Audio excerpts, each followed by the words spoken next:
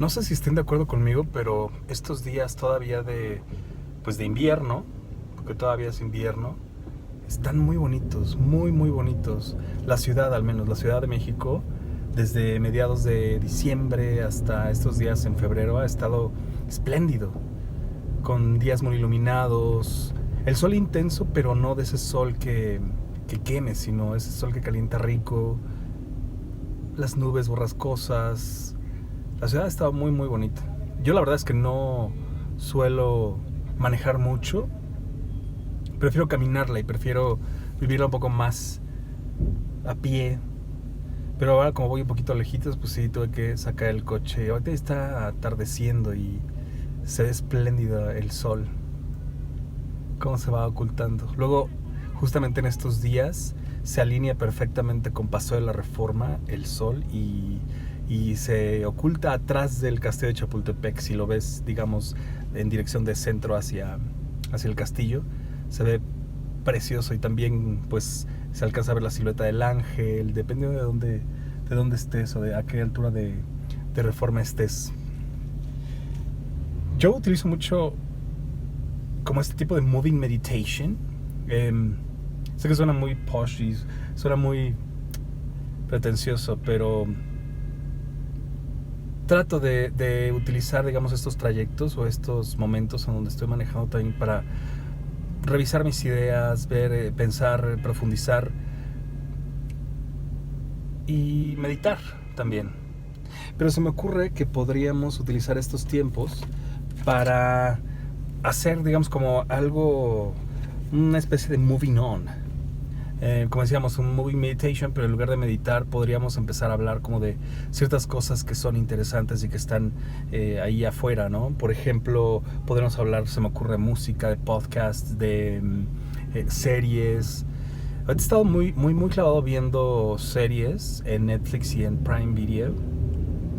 En Prime Video vi una que me resistí durante un buen tiempo porque no había entrado tanto a Prime Video solamente para ver películas, pero no series, como que eres fiel, digamos, como a Netflix y etcétera, pero ya en estos momentos ya no hay que tener tampoco tantas lealtades o ser tan necios, tan testarudos en ese asunto.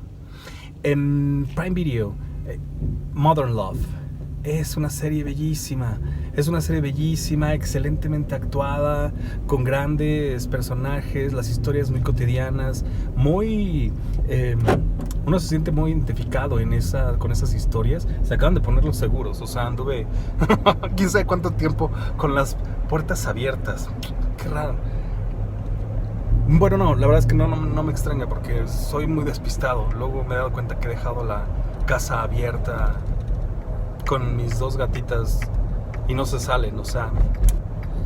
Les decía, Prime Video, Modern Love, desde el primer capítulo, muy bien escrito, muy bien hecho, muy bien actuado, historias cotidianas, todo se desarrolla en Nueva York, entonces, pues sí, es una historia varias historias que se van concatenando, que se van encontrando hilación una con otra, pero no te lo esperas la manera en cómo están heladas. Uno imaginaría, por ejemplo, el Decálogo o de Tarkovsky, pero no, sí, Tarkovsky, ¿no? Sí, o Kieslowski. Pero bueno, estas historias como que se van hilando, están concatenadas de cierta manera. Y por supuesto, hablan sobre las relaciones entre parejas, relaciones también donde hay separación de edad, relación con parejas del mismo sexo, relación de parejas jóvenes, etcétera. Y son pocos capítulos, o sea, te lo avientas de volada, no duran tampoco tanto, pero sí son historias muy bonitas. Hay uno donde sale Anne Hathaway, se acordarán de Anne Hathaway, es, pues sí, El día de una princesa, El diablo viste a la moda, la famosa Andrea. Este capítulo es el tercero de Anne Hathaway. Habla sobre una chica que tiene un desorden de bipolaridad y hay momentos en donde está extremadamente extática, muy feliz, y por supuesto los momentos en donde está completamente deprimida de esa depresión incapacitante que no se puede ni siquiera levantar de la cama. Y bueno, ¿cómo lidias con todo eso e intentas buscar el amor, buscar una pareja? Vaya, muy bonita esa serie. Ese capítulo en particular de verdad casi me tenía llorando. Pero todos son muy buenos, todos son muy buenos. El final es también inesperado, es muy bonito, es como estas historias ya hiladas unas con otras, que como si tuvieras una visión de águila, pues ves a toda la gente y pensar que toda esa gente tiene historias que contar, historias vividas, decepciones, amores, fracasos. Esto que estoy diciendo no pasa, no existe esta visión de águila, sino me refiero a que es la manera como está escrito. Está escrito así, como pensando en que todas las historias están relacionadas unas con otras. En Netflix, AJ and the Queen, con RuPaul Charles, empecé muy reticente con esa, porque el primer capítulo es el piloto. Empieza, la verdad, lento, empieza con un humor, la verdad es que bastante forzado, y va mejorando. Es decir, la dejé de ver un rato. Me pasó lo mismo que con Mother Love, como que había hype alrededor de ella y me esperé un momento hasta que un amigo me dijo que mejoraba con el tiempo, que a partir del tercer capítulo ya estaba mucho mejor la producción, más sólidas las actuaciones, más sólido el guión, y todo el argumento estaba bueno. A ver, es la historia de RuPaul, es decir, una drag queen que vive, o se entiende que vive en Nueva York, trabaja como drag queen en Nueva York, y se entera que hay una familia que es echada porque no pueden pagar más la renta. El padre desaparece también, la madre pues tiene problemas de alcoholismo y de drogadicción, y el hijo acaba, digamos, vagando las calles hasta que pues se lo topa RuPaul, o mejor dicho, le cae de sorpresa, y incluso el niño le roba. Digamos que ahí comienza este argumento, o esta relación difícil que hay entre RuPaul y un niño, que después resulta que es niña. Y no les estoy arruinando para nada la serie, esto se sabe desde el primer capítulo, desde los primeros minutos. La cosa es entonces tratar de llevar a esta niña, durante los siguientes capítulos, tratar de llevar a esta niña para que conozca a su abuelo, del cual solamente tiene la dirección y la localidad donde se encuentra, ¿no? Entonces van a ver al abuelo y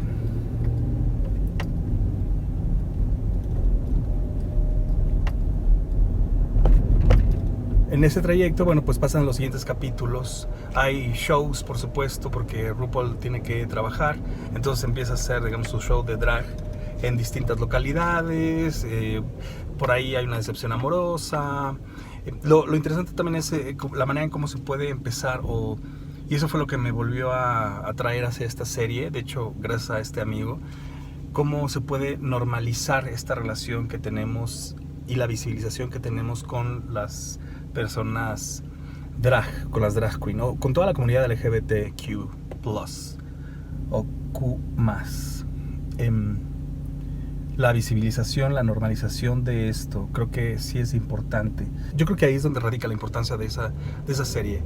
Precisamente, a lo mejor por eso me pareció forzado el lenguaje al principio, o demasiado fácil, porque la idea es también tratar como de bajar un poco a nivel de cancha esa normalización, y que no sea demasiado forzado, y que tampoco sea como un movimiento tan puro en su esencia como el drag. El drag es difícil, el drag incluso es hasta cierto punto medio violento. O sea, son personas que han vivido muchas cosas y pues también así se las han apañado a la historia, ¿no?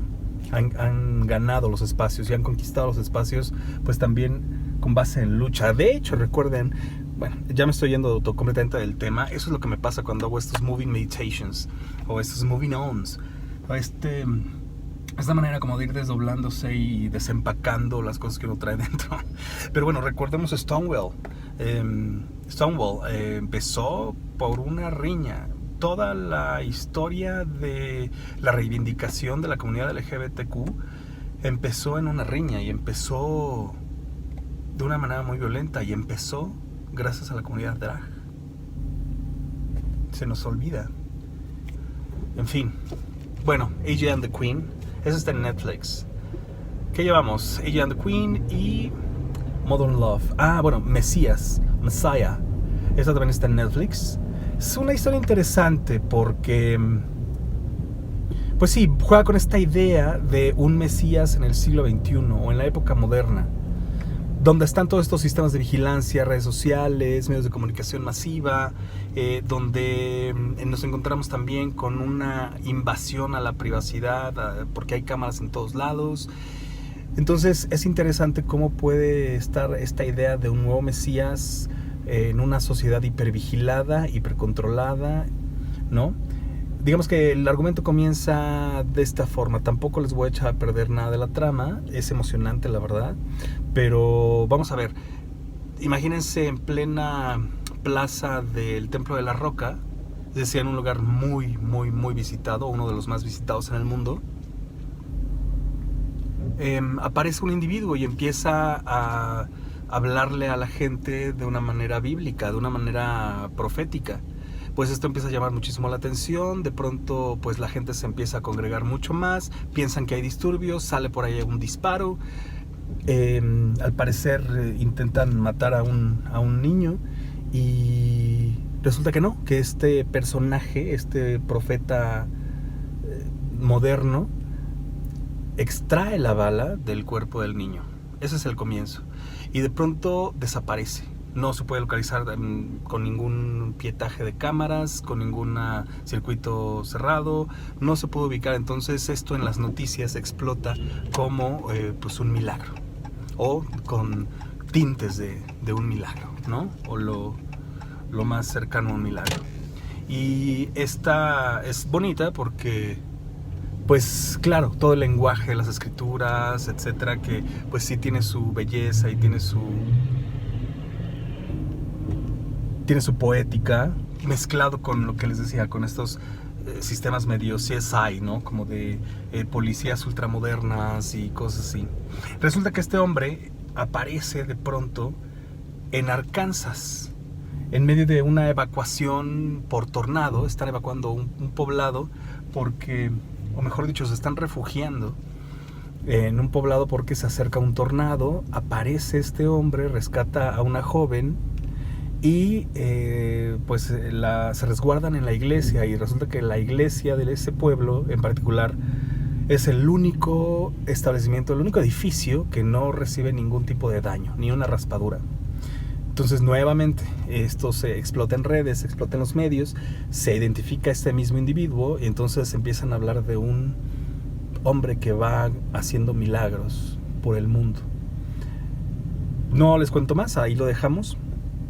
Se vuelve emocionante, se vuelve bastante emocionante porque juega con esta idea, por muy creyente o no creyente que seas, juega con esta idea también de en qué creen, en qué creemos, en qué creen los que no creen. ¿Tiene sentido? De hecho, así es el título de un libro muy muy bueno, escrito por Esther Cohen. Me parece que recopila, digamos, es un libro escrito a manera epistolar y recopila el intercambio epistolar precisamente entre Humberto Eco y Ernesto García Canclini. Me parece que es Canclini, o no estoy seguro, pero es una conversación de cartas entre un laico y un creyente. De hecho es un padre. No es Ernesto García Canclini, perdónenme, es otro personaje que de hecho es religioso. Y es interesante precisamente la pregunta, cómo abre esa pregunta, ¿en qué creen los que no creen? Pero bueno, regresando a la serie, les digo, me empiezo a ir. Regresando a la serie, juega con esa idea de creer, no creer, explicarse las cosas de una manera lógica, de una manera mágica, de una manera mística, en cómo podremos ayudar a entendernos las dinámicas, ¿no? Hay una serie justamente que cuando empezaron los, digamos, problemas entre Estados Unidos e Irán, recuerdan que hubo un misil que derribó un avión, etcétera, y había como esta tensión. Justamente Netflix volvió a recomendar una serie que ya tenía sus años, que es larga, y además cada temporada tiene muchos capítulos. Se llama Designated Survivor, o El Sobreviviente Designado. Yo no la había visto tampoco, pero está bastante interesante, y justamente es muy extraño, no sé cuántos años tenga la serie, pero justamente el primer capítulo es sobre eso, sobre la tensión entre Irán y Estados Unidos. ¿Y por qué es interesante? Porque justamente es como si hubiesen profetizado esos disturbios o esos inconvenientes. Es muy raro cómo a veces los guionistas quizás se adelantan a la realidad. ¿No les ha pasado? Bueno, con los Simpsons sucede a cada rato, y todo el mundo piensa que prácticamente los Simpsons han profetizado pues gran parte de la historia, pero pues son escenarios que son posibles. Es decir, si se le ocurre a un guionista, pues se le va a ocurrir también a lo mejor un criminal, ¿no? No lo sé. Pero es interesante esas coincidencias, esa suave ironía de la vida, yo le digo. Esa suave ironía de la vida con la que te deja sorprender. Designated Survivor, bueno, pues sí, es el sobreviviente designado. A ver, ese es un término que se utiliza en Estados Unidos para aislar, digamos, a una persona que está dentro de las funciones políticas de Estados Unidos. Concretamente lo que ocurre, o como abre la serie, es que todo el cuerpo político de Estados Unidos, incluyendo el presidente, están en el Capitolio y están celebrando una nueva ley, o están hablando como de algo que se acaba de aprobar. Y el Capitolio es bombardeado y todos, excepto uno, fallecen.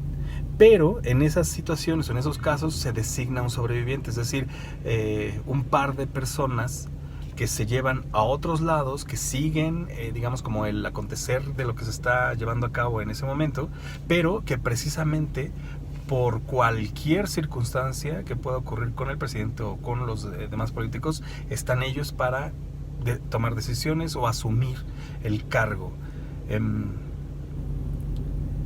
El término es interesante. Yo no conocía esta función dentro del gobierno de los Estados Unidos, y pues sí, en el momento en que esta persona falte, pues necesita haber alguien que tome decisiones. Designated Survivor está interesante, muy bien hecho también, muy bien actuada, con esos giros de tuerca también, que los que están acostumbrados a seguir series de investigación y de suspenso, etcétera, pues justamente tienen esos giros de tuerca en donde el bueno era el malo era el bueno, y acaba uno confundiéndose sobre cuál es el partido, o la persona, o el personaje en el cual uno estaba depositando sus esperanzas. Vamos a dejarlo así. ¿Qué más para ver? Pienso en Broken. También es otra serie en Netflix. Uy, se me acaba de ocurrir otra. Bueno, Broken es otra serie en Netflix también, que habla sobre estos sistemas rotos que existen, al menos en la sociedad estadounidense, en todo el mundo, por supuesto, pero al menos en la sociedad estadounidense, o se analiza desde esa perspectiva. El primer capítulo habla sobre el peligro que existe en la piratería del maquillaje, ¿no? Y yo creo que todo el mundo lo ha visto. O sea, no es posible que de pronto en el metro, o en la calle, o en páginas de internet te ofrezcan productos de marcas de lujo a precios extrañamente, sospechosamente bajos, y que puede tratarse de producto robado o producto pirateado. El peligro con esto es porque, incluso lo dicen también, no les voy a arruinar la serie, pero lo dicen al principio, que pues llegan a contener hasta orina de caballo, estos productos, con tal de duplicar los colores o las texturas o qué sé yo. Y pues sí, evidentemente hay gente que pasan casos. Una chava que se le pegaron los labios. ¿Por qué? Porque tenía super pegamento, un lipstick, otras chicas que les habían dado pues enfermedades terribles en los ojos, que casi pierden la vista por ponerse pues estos maquillajes piratas, y todo forma parte también como de seguir el hype, seguir la moda o el trend de una nueva línea que acaba de lanzar maquillaje o un nuevo artista, qué sé yo, y pues inmediatamente se copian y pues pueden ocasionar bastante daño. Los otros capítulos hablan sobre, bueno, pues por supuesto bueno, no tiene por qué ser tan obvio, pero hablan sobre la extrema contaminación por plástico que se lleva a cabo en el mundo, cómo nuestro chip mental cambió cuando se vio la imagen de una tortuga sufriendo con un popote atorado en la nariz, y cómo eso dio la vuelta al mundo y nos hizo cambiar el chip sobre los plásticos, pero no el chip sobre el uso y producción de los plásticos. Y pues ni se han dejado de producir, ni se han prohibido, ni se han dejado de desechar. Y entonces se elaboran sobre todo pues sí, toda esta industria de plásticos, la industria del reciclaje, etc. Otro capítulo habla sobre en Estados Unidos cómo está descontrolada esta moda por el vaping, los vaporizadores que en teoría sustituirían al cigarro. Y bueno, pues ambas industrias incluso hasta entran en esas paradojas, ¿no? De cómo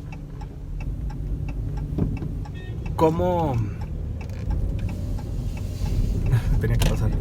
Híjole, pero creo que voy en sentido contrario.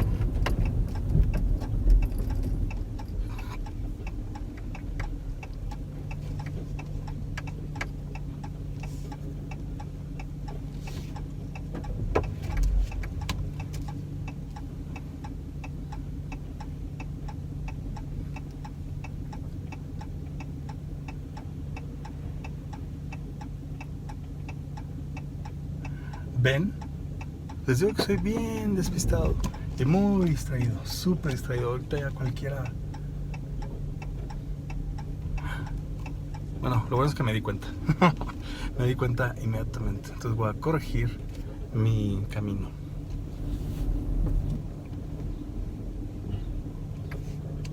No, pero la verdad es que manejo bien, soy muy amable, siempre cedo el paso, etcétera. No me estoy adornando tampoco. Estamos hablando de Broken, los plásticos y bueno, toda la industria del reciclaje. Hablan también sobre el vaping, cómo esas ambas industrias se han estado también, digamos, como compitiendo. Incluso las mismas industrias que producen el cigarro, pues también le tienen que entrar a ese negocio porque son millones, trillones de dólares, billones.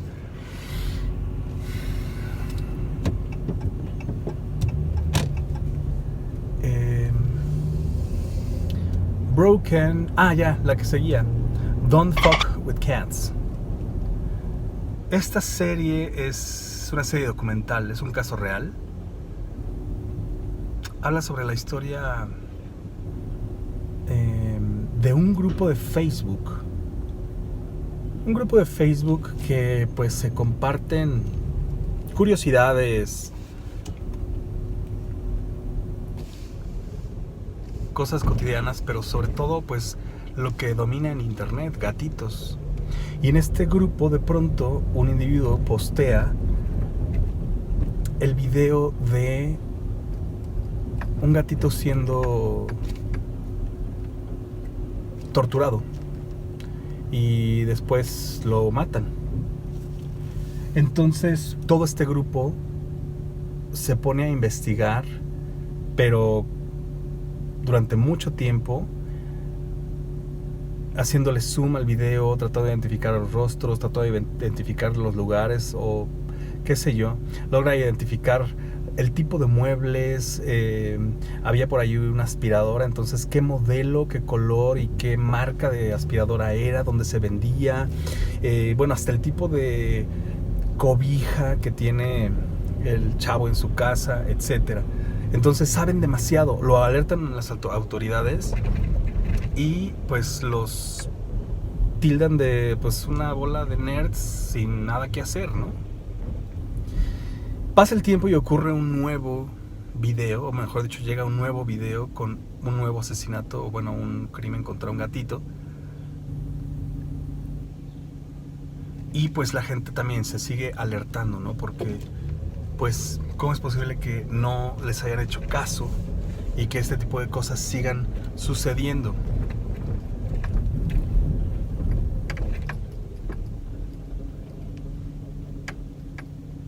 Y por supuesto tenían el mayor de los miedos, que de un gato se escale a una persona.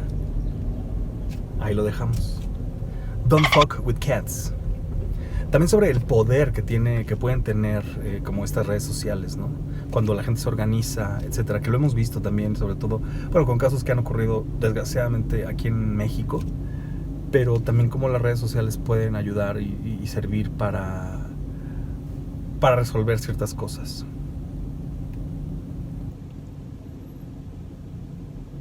Creo que ya me perdí. Eso en cuestión pues de series, tanto Netflix como Prime Video. Moonstruck. Esta es una película. De hecho, es una película con la que Cher gana el Oscar. Ahora que fueron los Oscars, estaba yo muy interesado porque, según yo en mi mente, Cher había ganado seguramente por alguna película musical o algo así. Entonces dije, bueno, ¿por qué no sé este dato? Y me puse a investigar. Resultó que era por esta película, la de Moonstruck. Esta película está también en Prime Video. Yo no la había visto. Es una película donde la actuación está tremendamente buena. Sale Nicolas Cage además. Y estuve leyendo como alrededor de esta película. Nicolas Cage, por ejemplo, bueno, en realidad todo el crew no tenían grandes esperanzas sobre esta película. Y resulta que Cher se lleva mejor actriz. Y la actriz de reparto de esa película también se lleva el Oscar. Entonces,